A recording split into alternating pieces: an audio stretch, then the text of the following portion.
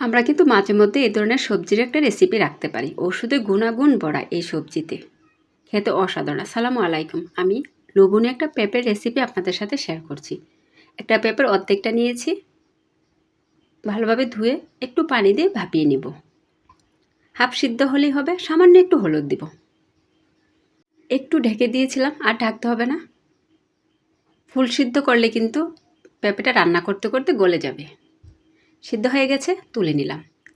একটা কড়াই বসিয়ে দিলাম, পরিমাণ মতো তেল দিয়েছি, কিছু পেঁয়াজ কুচি। পেঁয়াজটি নরম হয়ে আসলে পানিটা আগে দিয়ে দিব, কারণ পেঁয়াজটি পুড়ে গেলে রেসিপির কালারটা সুন্দর আসবে না। তারপর একে একে মশলা অ্যাড করব।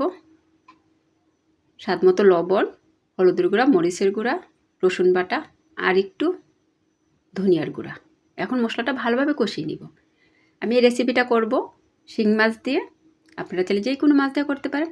মূলত পেঁপের রেসিপি আমার কাছে শিং মাছ দিয়েই খেতে ভালো লাগে। কষানো হয়ে গেছে, সিদ্ধ করা পেঁপেগুলো দিয়ে দিলাম। পানিটা ফেলে না দিয়ে ঝোল হিসাবে পরে ব্যবহার করতে পারবেন।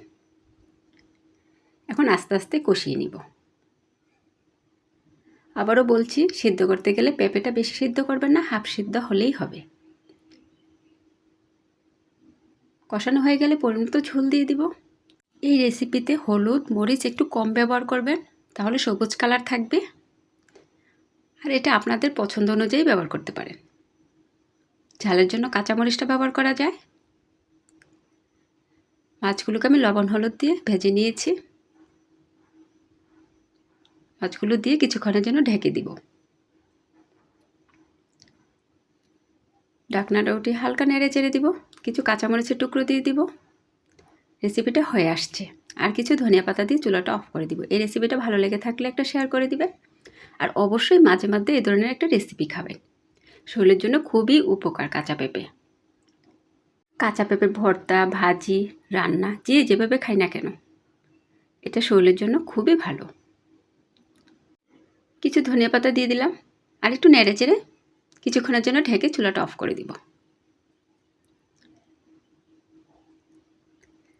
আর এই রেসিপিটা আমার খুবই পছন্দের একটা রেসিপি। গরম গরম ভাতের সাথে খেতে কিন্তু অসাধারণ। এখন পরিবেশন করে নিব। আমার নিজের রান্নার প্রশংসা নিজেই করছি। মাশাআল্লাহ, কতটা লোভনীয় কালার এসেছে।